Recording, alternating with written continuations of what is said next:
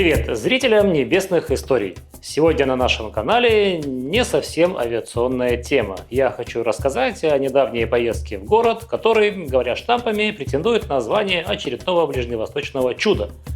Хотя, почему претендует? Доха, а именно о столице Катара пойдет речь, вполне уже завоевала звание чуда в песках. И если еще и не догнала Дубай по степени охов и вздохов, то очень даже на пути к этому. Ну, мне так показалось. Хочется предупредить заранее, я совсем не travel-блогер и даже не претендую на это звание. Я простой пилот. Летчик?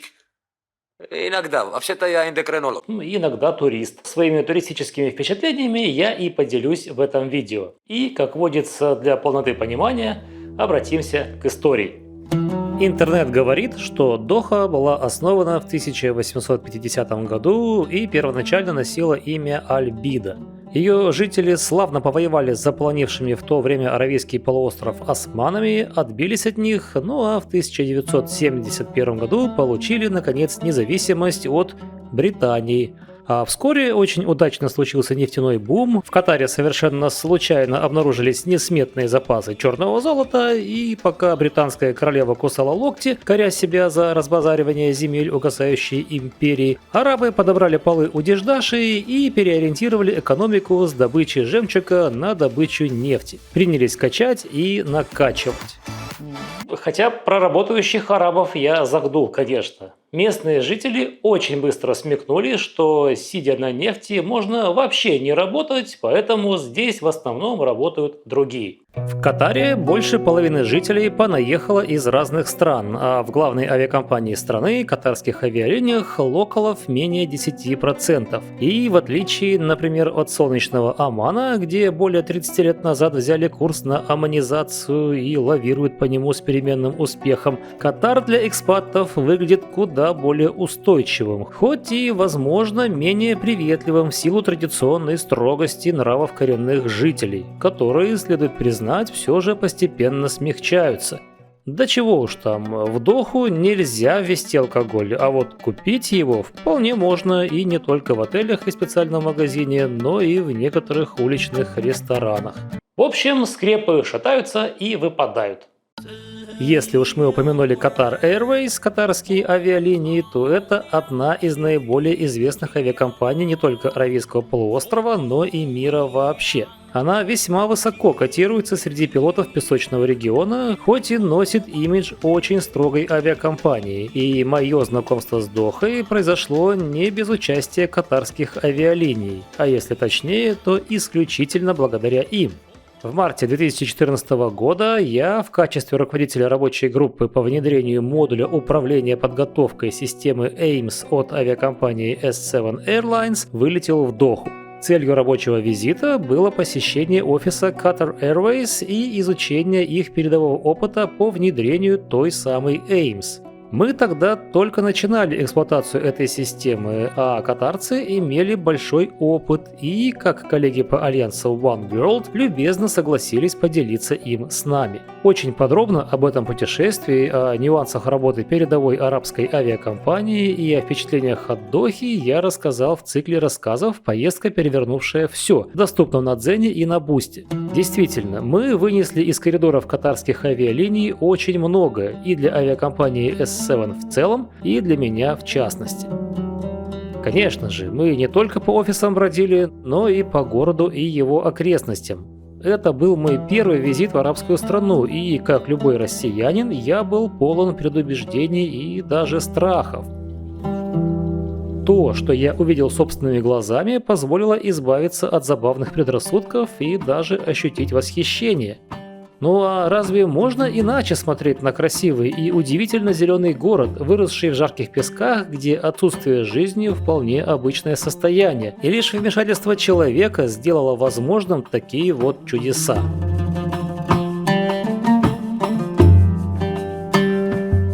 Та поездка стала важной вехой в моей карьере и как успешного внедрителя офисных проектов, и как пилота. Я получил представление о Ближнем Востоке, а через пару лет оно помогло мне в принятии непростого решения круто изменить свою жизнь. Покинуть уютное дерматиновое кресло кабинетного летного руководителя и променять его на потертое командирское кресло старины Boeing 737 в солнечном Омане. С 2017 года я очень много раз бывал в Дохе, но только как пилот.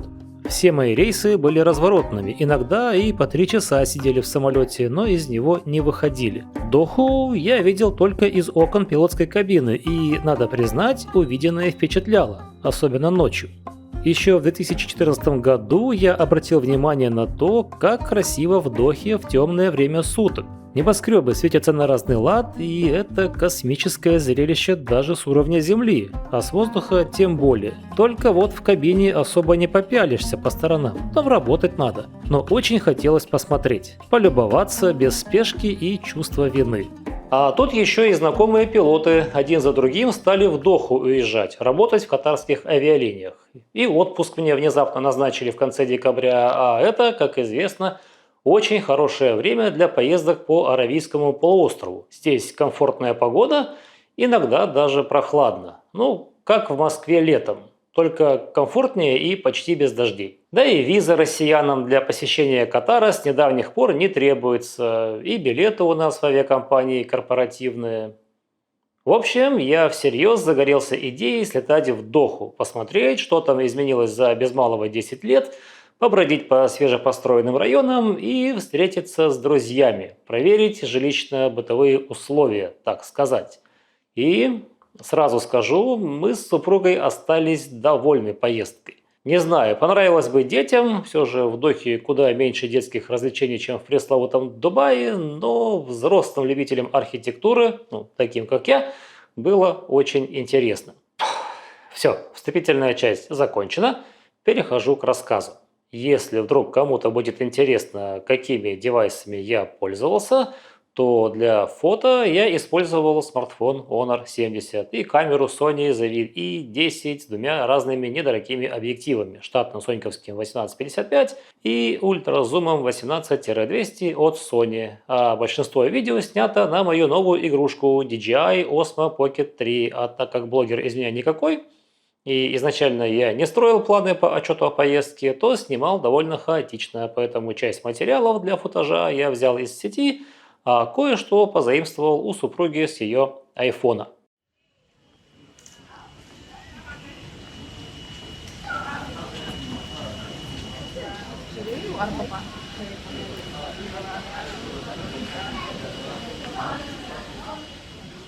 Солнечным оманским днем 24 декабря, после небольшой и приятной прогулки по полупустому аэропорту Маската, вовсю готовящемуся к встрече католического Рождества, удобно расположившись на третьем ряду бизнес-класса Boeing 737 нашей авиакомпании, мы отправились в Доху.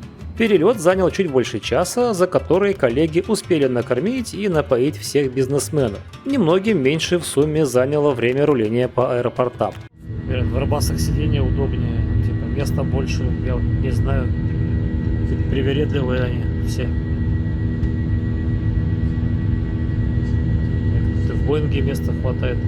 Доха – аэропорт не маленький, имейте это в виду, если запланируете здесь стыковку. Для того, чтобы добраться от одного гейта до другого, минуя трансферный зал, может потребоваться время, ведь кроме вас на трансфере будут и другие желающие. С этой точки зрения, относительно небольшой аэропорт Маската выглядит предпочтительнее. Не реклама. Ну а мы довольно быстро и без каких-то эксцессов прошли границу. Здесь, как и в Маскате, потребовалось просто показать паспорт, оскалиться в камеру и сдать отпечаток пальца. Приготовленные распечатки обратных билетов и брони в отеле не пригодились. Далее, пользуясь информационными указателями, мы нашли зону проката автомобилей. Для этого потребовалось выйти из аэровокзала и зайти на парковку рядом. Мы заранее заказали небольшой Nissan Sunny в баджет. На 3 суток это обошлось всего в $70 с копейками. Очень дешево. Примерно полчаса ушло на оформление автомобиля. Почему-то именно баджет пользовался в тот день спросом, поэтому пришлось ждать своей очереди, глядя на абсолютно пустые стойки конкурентов. Наконец, автомобиль получен, и мы покатили навстречу воспоминаниям. Моим, конечно, воспоминаниям, ведь Оля здесь еще не была. Ах да, забыл сказать, что было географической целью поездки. Мне очень хотелось познакомиться с районом The Pearl Island, ЖК «Остров Жемчужина». Помните, в самом начале я вскользь упомянул о ловле жемчуга? Это был важный промысел в древнем Катаре. И вот в память о жемчужном прошлом и было названо это локальное чудо света.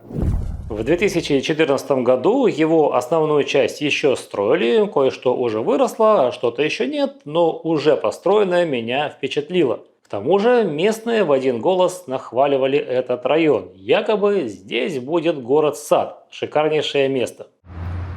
На самом деле, да.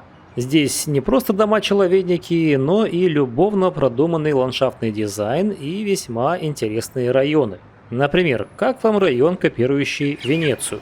Не знаю, как вы, мой дорогой зритель, а я падок на архитектурные виды любых эпох. Ну, если только это не грустные хрущевки под хмурым серым небом, конечно же. В конце 2023 года остров Жемчужина уже почти завершен, а рядом строится еще один модерновый район Лусаилс, уже ставший знаменитой подковой. И, по-моему, я уже говорил, с воздуха все это выглядит потрясающе. В общем, ЖК Жемчужина меня притягивал, хотелось побродить и пофотографировать уже с земли. В качестве ночлега мы выбрали отель Hilton, где 2 ночи без завтрака обошлись нам около $325. Вариантов покушать на районе очень много, и они все куда дешевле, чем завтрак в отеле за $28 в один рот. Ехали вдоль берега залива по главному проспекту Аль-Корниш. Забавно, что я совсем не помнил местонахождение локации, по которым мы с коллегами из S7 бродили в 2014 году, но сразу же начал узнавать знакомые места и здания. Вот заметно наклонившийся дом. Да мы ж мимо него проходили, когда шли на фестиваль еды в местном парке неподалеку от музея исламского искусства. А вот и парк, а вот и сам музей. Вон мужик в пиджаке! А вон оно, дерево! А вот перекресток и улица, по которой мы сюда пришли. И примечательная мечеть в форме спирали. Как вчера здесь был. Районы вдоль главного проспекта выглядят очень зелеными. Ни за что не подумаешь, что все это великолепие рукотворное. Арабы очень хорошо научились пускать зелень в глаза. Устраивают вдоль главных дорог газончики, цветочные клумбы, кустарники, деревья, и за деревьями не видно леса. Простите, не видно пустыни. С воздуха, конечно же, все по-другому. Очевидно, что вокруг все те же пески и пустыня, но мы же не птицы. What? Мы ходим по земле, и вот на этом уровне глаз радуется.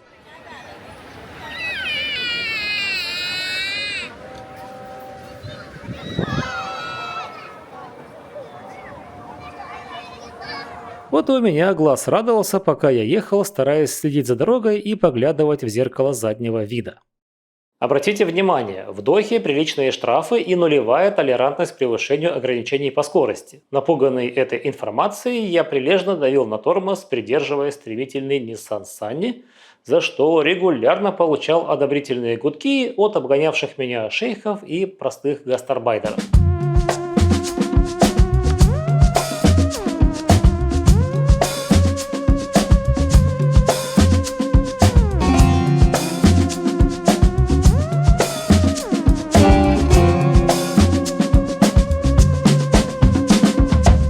Наконец мы добрались до места назначения. Перед самым отелем Google навигатор начудил, призывая повернуть влево через сплошную линию. Я не стал нарушать и двинулся дальше в надежде развернуться по закону. Получилось, хоть и место для разворота было нелогичным. Зато увидел там дома в европейском стиле и наметил цель для будущей пешей прогулки. Вернулся к повороту к отелю и увидел, что сплошная линия не является преградой для других водителей.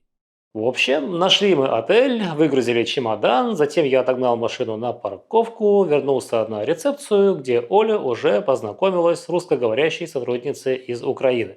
Изначально мы забронировали номер на нижних этажах, а тут нам предложили подумать про высокий этаж за скромную доплату. И если до полета я не придавал значения высоте, то после поездки по земле мне стало понятно, что я хочу смотреть на Доху сверху. Поэтому с радостью принял предложение. Правда, вторая девушка на ресепшн засомневалась, что нам понравится. Мол, там номер всего 45 метров. Ну, то есть меньше того, что мы изначально выбрали. Мы все вместе дружно посмеялись, и очень скоро я открывал дверь на балкон нашего 30-го этажа. И вот тут-то я и понял, что не зря мы заморочились с поездкой. Всего 45 метров. Не развернешься. Не развернешься, да.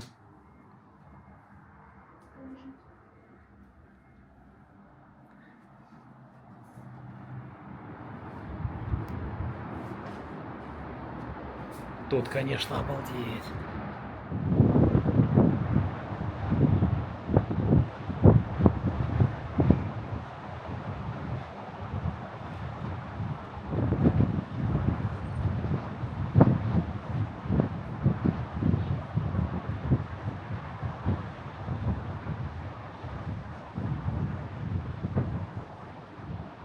Невозможно не любить Доху хотя бы за те усилия, что здесь закопаны в песке и утоплены в заливе. Сначала придумать подобное, а затем создать – это вам не в душ сходить. Закат этого дня мы на балконе 30-го этажа и встретили, меняя один девайс на другой, запечатлевая виды и ожидая, когда мой товарищ, с кем я подружился в Победе, будет готов к встрече. Классно же. Ну, прям очень здорово. Наконец мы договорились, я получил четкие инструкции, куда идти, и наши пешие прогулки по Дохе стартовали. А пока мы идем, расскажу о быте пилотов-гастарбайтеров на Аравийском полуострове. Пилотам, как известно, надо где-то жить. Большинство из нас приезжие, следовательно, приходится искать квартиру. Ну, или таунхаус, или виллу с бассейном на крайний случай. И местные авиакомпании учитывают такую необходимость. А далее начинаются варианты. Авиакомпания может либо отдать так называемый housing allowance, некоторую фиксированную сумму на аренду жилья, либо предоставить accommodation, то есть сама тебя размещает в своих владениях, если таковые имеются. И если с первым все более-менее понятно, ты ежемесячно получаешь деньги, находишь подходящее жилье, а разницу кладешь в карман, ну или доплачиваешь из собственного кармана, это как повезет, то с размещением в accommodation есть нюансы. Могут поселить там, где тебе не понравится. Применительно к Дохе, ЖК «Жемчужина» – это лакомое место, где далеко не каждому пилоту достается квартира от авиакомпании. Это может быть и совершенно другой район. Моему другу сначала выдали ключи от виллы на окраине города близ пустыни, но потом случилось предновогоднее чудо, один из командиров съехал из квартиры в «Жемчужине», и ему, как отцу двоих маленьких детей, улыбнулась удача. С другой стороны, мой друг говорит, что в том месте, где его изначально поселили, были и те, кто вполне довольны местом обитания, так что зависит от людей и их взглядов. Что же касается получения денежной компенсации вместо жилья от авиакомпании, то прямо сейчас пилотам она недоступна, ее заморозили. Среди пилотов такая опция ценится больше всего, но авиакомпании выгоднее заполнить свои владения в первую очередь. Двоим моим друзьям год назад удалось получить этот вариант, и они снимают прекрасные апартаменты в «Жемчужине». Вернемся к прогулке. Слушай, ну полчаса из аэропорта. Вот сейчас у нас заняло. Это не 10 минут. Да, мои ожидания уже оправдались с лихвой. Очень понравились ночные виды с уровня земли. А вот и первое удивление. Здесь малолюдно. Да и друг мой подтверждает, такая картина вполне обычная. Даже в Маскате, в районе Аль-Мудши, где мы живем, вечером людей куда больше. А ведь и про него меня тоже постоянно спрашивают, а где все люди? Да, чудо чудное. Кругом красиво светящиеся дома, куча кафешек, ресторанов, яхточки стоят, кораблики и почти ни души. Присмотревшись к домам, я обратил внимание на то, что светящихся окон не так уж и много. Более того, на некоторых, очевидно, самых новых строениях сияет только украшающая их подсветка. У меня создалось впечатление, что катарцы вложили большие деньги, понастроили новые огромные районы и теперь ждут, когда они наполнятся жителями. При этом продолжают масштабное строительство. В соседнем Лусаиле улицы еще более пустынные, чем в «Жемчужине». Не знаю, как вам, но туристам вроде меня это даже плюс. Так что успевайте посетить «Жемчужину», пока по степени наполнения людьми она не стала второй Дубай-Мариной. И да, я проверил жилищно-бытовые условия друга, и, надо сказать, они ожидаемо неплохие, даже хорошие. Холл дома похож на холл отеля, подземный паркинг на 2 машины, 3 спальни, кухня, огромный зал. В общем, жить сложно, но можно. Забавная и показательная история. Внезапно у друга сломался холодильник. Попереживали с супругой немного и позвонили в сервис. А через полчаса пришли ребята с запасным холодильником, а старый унесли в ремонт. Очень хорошо посидели с друзьями, которые угостили нас пельменями Мираторг из магазина русских продуктов. Оказывается, здесь есть и такой. Ну а мы привезли им гостинцы из Маската, наши местные фирменные сладости на основе фиников. Когда меня спрашивают о национальном блюде Омана, я отвечаю «оманские суши» и, дав пару секунд на удивление, продолжаю. Оманские суши – это финики с рисом. И если для неоманцев эта шутка довольно-таки сложная и приходится объяснять, то местные понимают моментально. Здесь максимально распространен рис. Его продают огромными мешками. А из фиников, разве что авиационное топливо еще не делают. Поэтому финики и рис – визитная карточка оманских продуктовых магазинов. Не буду удивлен, если и в других арабских странах то же самое. Разрешите поблагодарить моих подписчиков на канале Boosty Небесные Истории, благодаря которым стало возможным появление этого рассказа. Друзья, большое спасибо за поддержку и мотивацию. Дорогие зрители YouTube, предлагаю и вам присоединиться к Небесным Историям. Всего за 99 рублей в месяц вы получите ранний доступ ко всем моим новым рассказам, статьям и видео, а также эксклюзивным публикациям, которые доступны только подписчикам Boosty Небесные Истории. А ночь у меня была бессонная. Утро было не менее волшебным, чем вечер. Декабрьская прохлада, градусов под 20, свежесть, совсем легкий ветерок, дымка, едва скрывающая горизонт, заходящие над высокими домами на посадку самолеты, 30-й этаж отеля «Хилтон» – просто находка для фаната авиации. На этот день у нас были следующие планы: погулять по району, затем позавтракать с друзьями, снова прогуляться по кварталам Жемчужины и ближе к вечеру посетить местный парк Катара. Да-да, так и называется – Катара Village, деревня Катара. Изучение окрестностей мы решили начать с Венеции, которую здесь почему-то назвали Кеннет Кортьер, район Куанат. Спустились и потопали. Буду банален. Виды красивые, интересные.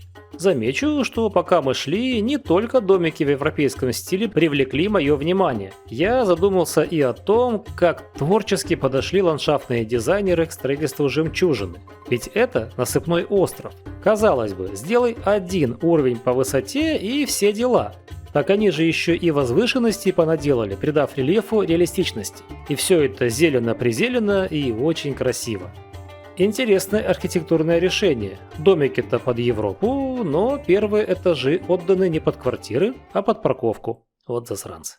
Район Куанат состоит из 10 кварталов, каждый из которых назван в итальянском стиле. Меркато, театро, гондола, карнавал и так далее. Создатели действительно очень постарались, копируя настоящую Венецию. Здесь можно увидеть не только схожие архитектурные решения, но и вполне себе венецианские лавочки, фонари, мостики, в том числе и знаменитый мост Риальто, его точную копию. И, конечно же, каналы с лодочками. И кучу кафешек и магазинчиков. Даже детсад имеется. Важное замечание. Если в декабре здесь, в Эдохийской Венеции, было просто шикарно, то боюсь представить, каково здесь летом, в жару и влажность. Помнится, мне и в настоящей Венеции было не по себе, да и запахи там, как бы это сказать корректнее, запомнились. Наверное, для полноты картины следует повторить поездку в Доху в июне. Ну а в декабре прогулка по району доставила истинное наслаждение, чего и вам желаю.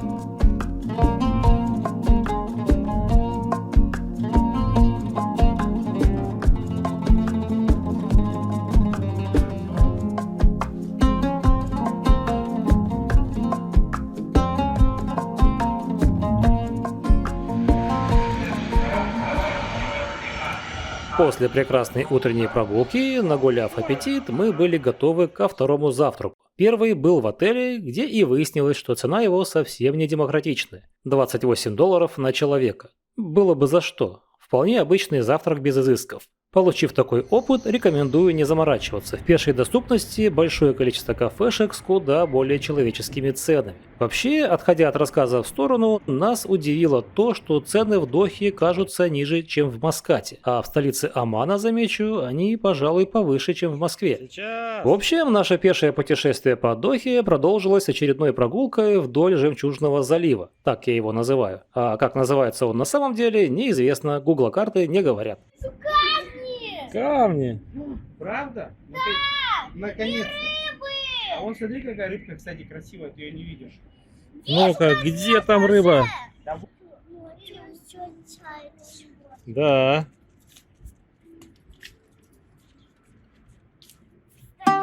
Встретились с друзьями, которые предложили попить кофе в кафе с видом на Чикаго, район Вест-Бэй с небоскребами.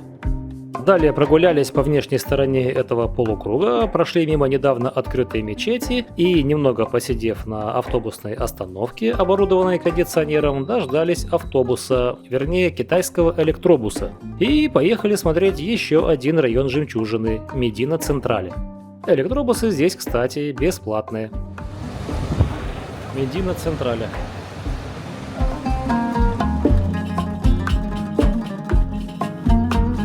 Район Медина Централе по замыслу создателей представляет из себя кусочек Средиземноморья.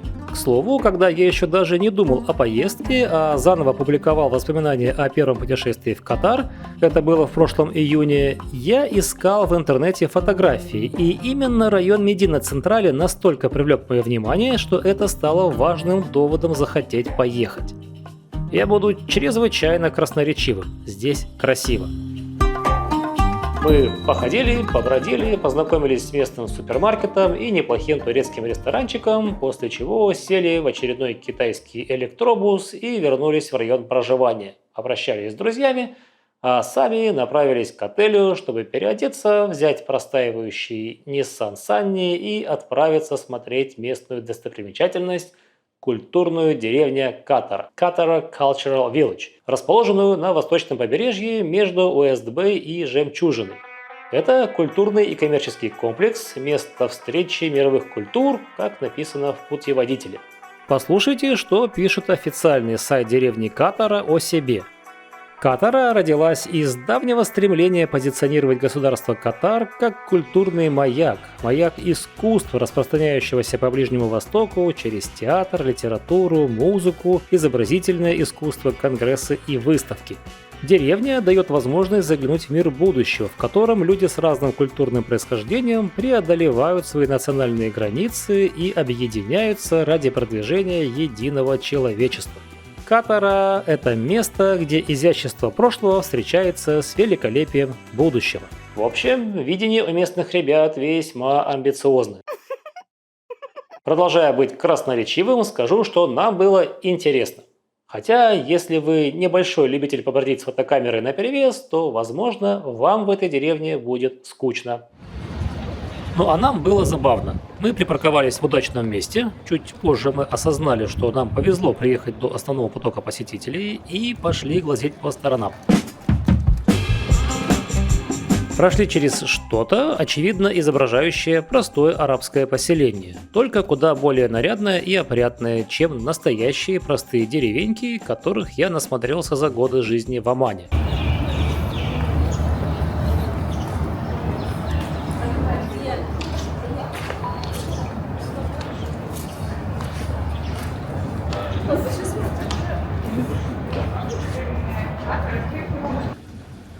Затем вышли к удивительным башням-близнецам. Не знаю, догадаетесь ли вы, что это за строения такие? Попробовали? Не догадались? Вот и нам пришлось лезть в Google, где выяснили, что это, оказывается, голубятни. Голубиный помет играл значимую роль в сельском хозяйстве Ближнего Востока ушедших столетий, и его использовали в качестве удобрений.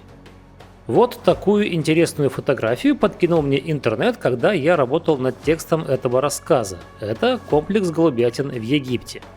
Взаимовыгодное сотрудничество людей и голубей продолжалось веками, но технический прогресс положил конец этой идиллии. С созданием минеральных удобрений, более эффективных по сравнению с натуральными, люди перестали использовать голубиный помет, и башни были заброшены, и со временем многие обветшали и разрушились. Ну а в деревне Катара в знак благодарности помету возведен памятник.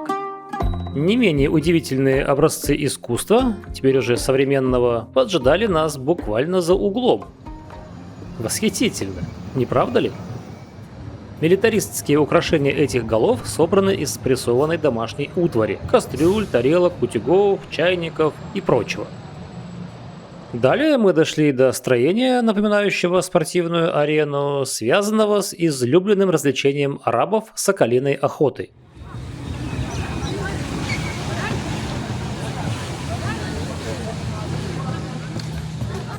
Вернулись обратно, прошлись по центральной плазе, обычной французской улочке, захваченной осьминогами. Сначала я и не знал, что она французская, но что-то было в ней такое знакомое, напомнившее мне октябрь 2015 года, в котором я посетил Париж с целью выступления на семинаре ИКАО. И я не ошибся, здесь французская сторона. Да и сложно было ошибиться, когда идешь рядом с галереей Лафайет. А вот и чем-то далеким и родным повеяло из ресторана Новиков. О, здесь и Пучкин рядом.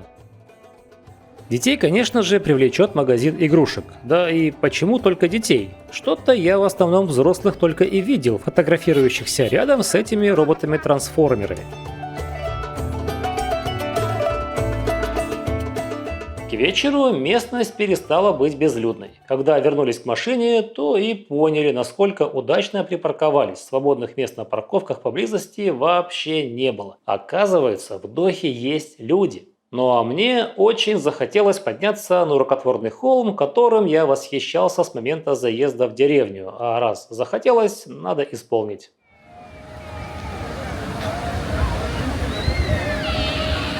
Вот такая искусственная красота.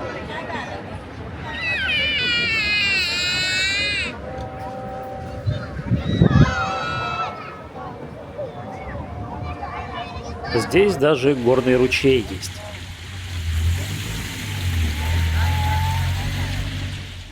Далее была поездка по вечерней Дохе и попытки попасть в какой-то молл и там поужинать, безуспешные, так как я дважды свернул не туда, и в итоге мы пришли к выводу, что молл нам не особо-то и нужен. И снова прогулка по променаду Жемчужного залива, снова встреча с друзьями. Ужинать решили в Венеции, благо днем увидели там много кафешек. Увидеть-то увидели, но найти подходящую оказалось не так-то просто. Некоторые из них ничем, кроме сладостей, не торгуют, а ужинать пончиками как-то не хотелось. Артист кафе. Кафе для художников. В итоге нашли кафе, которое привлекло нас художествами. Оно так и называлось – Artist Cafe. Кафе художников. Мило, забавно, интересно. Правда, обслуживание было предельно, правильнее сказать, запредельно неторопливым. И блюд из пасты на всех не хватило, макароны закончились, но то, что принесли, оказалось выше всяческих похвал. Рекомендую. В этот день я нашагал более 29 тысяч шагов. Олин iPhone, правда, считал иначе. Ольга нашагала меньше. Памятуя о подобном опыте пеших прогулок по Дохе в марте 2014 года, я боялся, что утром не смогу встать на ноги. Но нет, обошлось. Спасибо удобной мягкой обуви. Бесследно шаги не прошли, но и большой проблемы не было, в отличие от марта 2014, когда я зачем-то пошел на прогулку в рабочих туфлях, а на утро при попытке встать на ноги едва не закричал.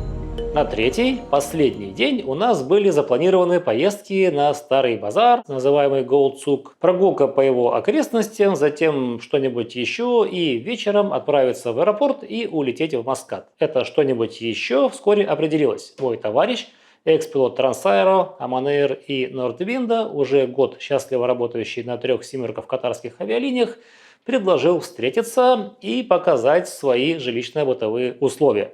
Но с утра мы решили в который раз прогуляться по окрестностям в целях поиска завтрака.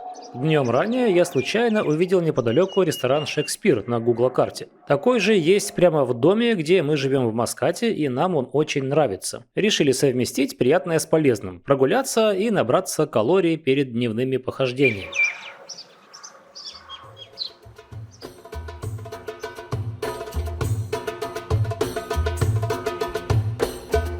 Мы приехали на Золотой Сук, нашли подземную парковку, выбрались наружу и потопали.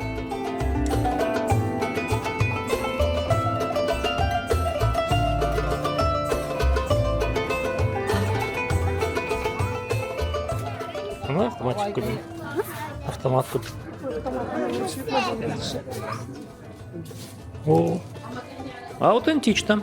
И очень напоминает наш маскатский сук в морском порту, разве что не такой тесный и более опрятный. К удивлению или даже к радости, здесь продавцы в национальных костюмах не лезут обниматься с покупателями. Любезности и радушия, привычных в оманской низве, мы на этом рынке не встретили.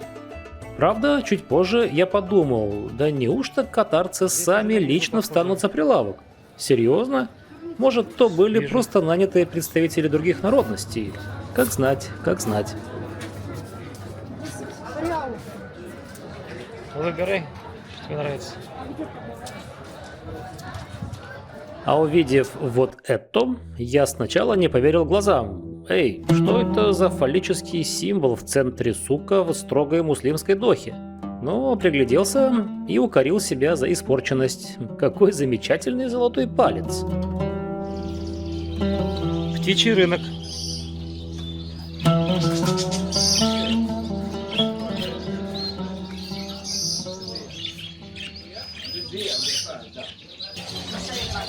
Ой-ой.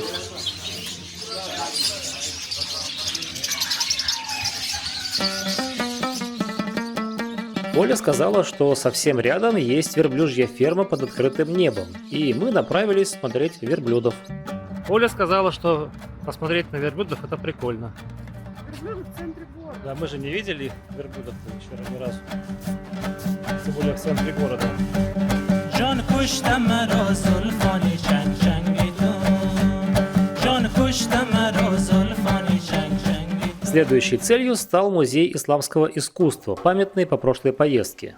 Тогда в близлежащем парке проходил фестиваль еды, и, собственно, в тот день я, мальчик 34 лет, и узнал, что обувь следует носить соответствующую. Музей был совсем рядом, можно было и пешком дойти, но мы решили не тратить время на ходьбу туда-сюда и доехали на машине.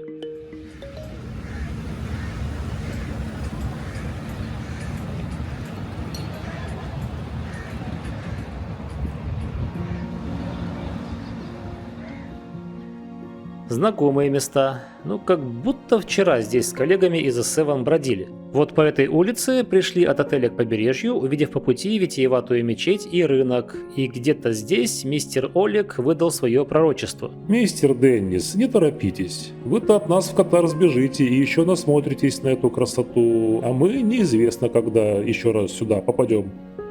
А вот и запомнившееся мне наклонившееся здание, попавшее в объектив в 2014 году.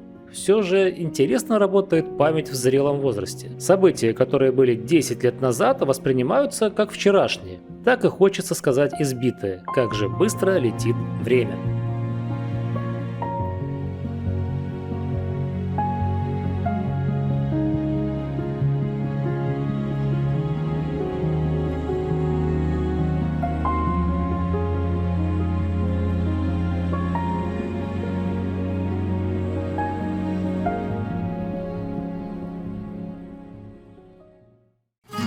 В сам музей мы не пошли, так как подходило время встречи с товарищем, счастливо летающим на 3 топорах, а я еще надеялся заехать в район Лусаил, чтобы сфотографироваться со зданием в виде подковы.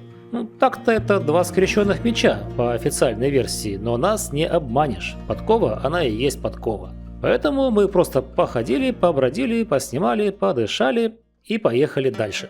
Но вскоре остановились, увидев очередное место для красивых фотографий, что-то очевидно построенное к прошедшему уже чемпионату мира по футболу. Подойдем поближе. И еще поближе. Ну точно, Это часы, которые показывали, сколько времени оставалось до начала чемпионата. Романтически настроенные братья-индусы любуются красивым видом на небоскребы Уэст-Бэй. По заливу неспешно идет лодка Доу, разгоняя тоску звуком местного шансона. Идиллия.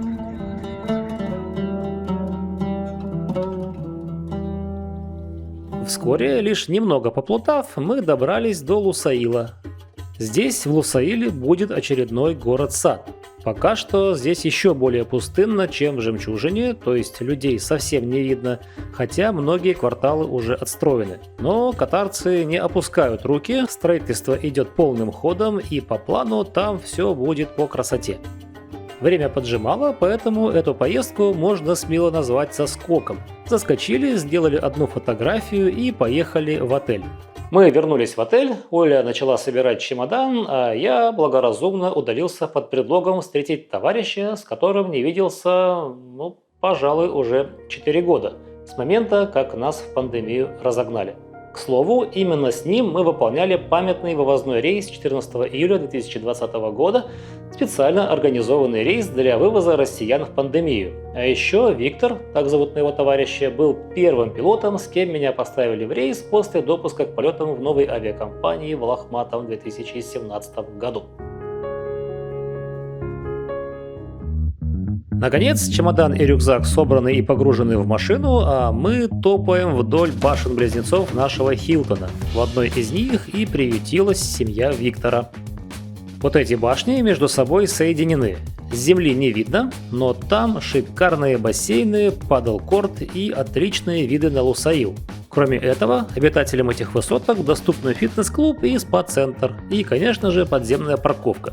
Очевидно, что хоть и с некоторыми трудностями, но коротать время между полетами в Сиэтл и на Мальдивы здесь, пожалуй, можно. С интересом послушал рассказ о полетах на 3 семерках, лайнера мечты многих пилотов. Ожидаемо Виктор жаловаться не стал. Хотя, почему я говорю ожидаемо? Известно, что пилоты всегда найдут повод пожаловаться на свою нелегкую судьбину.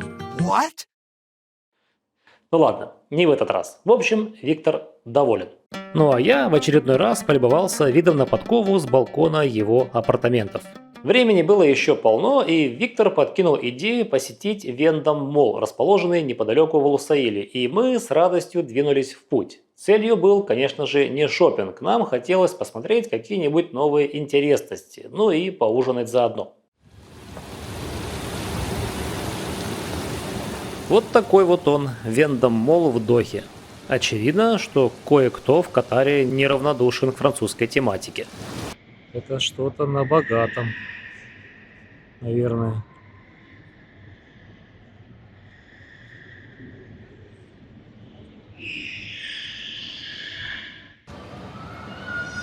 В этом большом бассейне прячется танцующий фонтан, который с определенной регулярностью включают на потеху публике.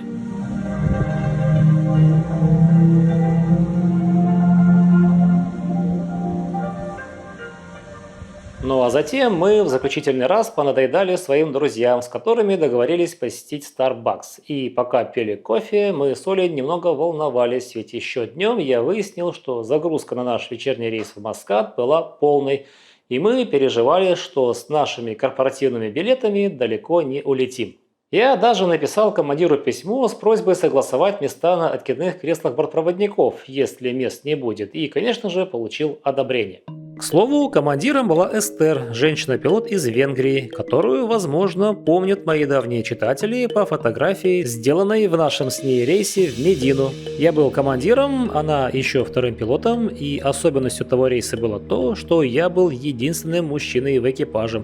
Очень редко выпадает такое счастье. Если моему зрителю интересно, то был у меня еще один подобный памятный полет. В начале мая 2021 года мне доверили честь открыть аэропорт Шереметьево для победы. В моем экипаже была девушка Мария, второй пилот, и 4 красавицы-стюардессы. Во, мощь. Красота. Поздравляю вас. Спасибо. Это классно. Как полет прошел? Замечательно. Отлично. Понравилось. Конечно, понравилось. Как можете понравиться? Спасибо. А далее была ночная поездка в аэропорт, в которой мы полюбовались на залипательные виды небоскребов Уэст-Бэй. К сожалению, сами мы не снимали, поэтому сейчас вы смотрите кадры, которые я нашел на YouTube. В поездке не обошлось без забавного эпизода. Нам надо было вернуть автомобиль с половиной бака и требовалось заехать на заправку. Я думал, это будет просто, но почему-то, пока не доехали до Уэст-Бэй, ни одна заправка на глаза не попалась. Возможно, я слишком внимательно смотрел на дорогу. В самом Уэст-Бэй тоже пришлось поплутать. Вижу указатель на заправку направо, сворачиваю с дороги и не могу найти. В итоге заправку я нашел, но сначала проехал поворот. Пришлось уходить на второй круг, после которого миссия была успешно выполнена.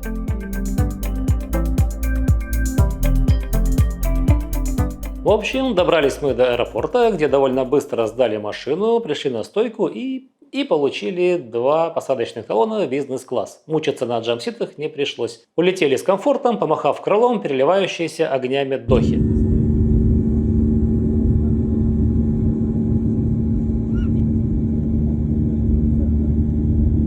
Вот таким было наше двухдневное путешествие. И закончить хочу теми же словами, которыми начал. На мой взгляд, Доха стоит того, чтобы ее посетить. Особенно, если есть такая вот возможность путешествовать.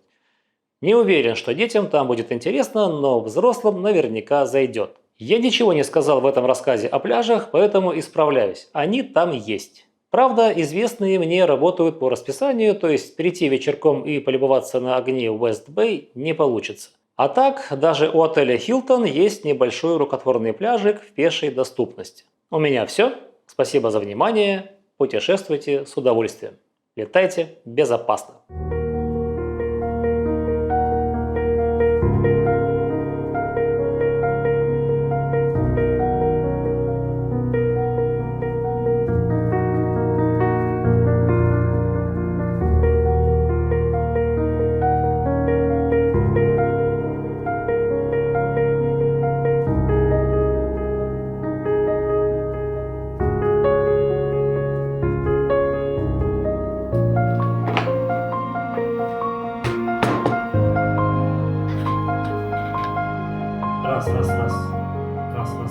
Раз.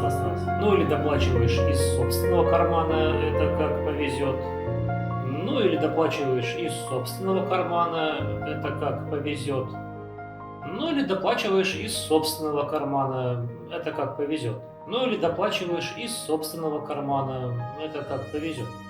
Шекспир на Google карте. Такой же есть неподалеку, далек.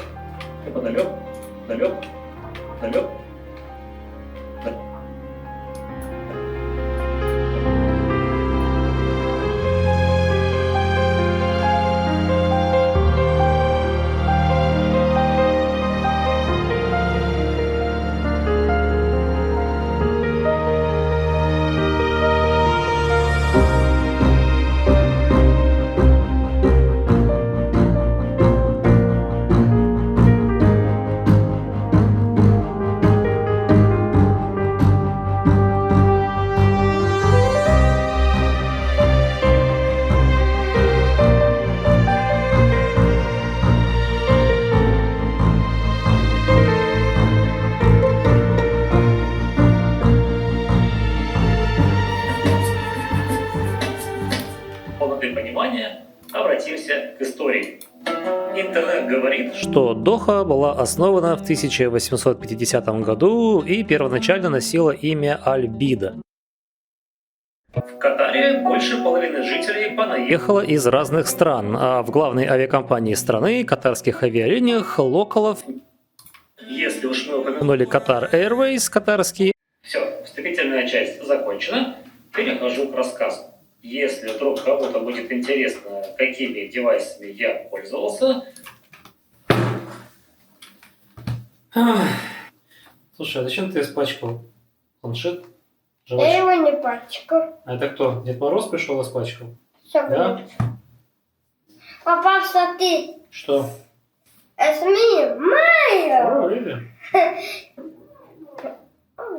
Иди. How you was it do that? Хорош. Oh.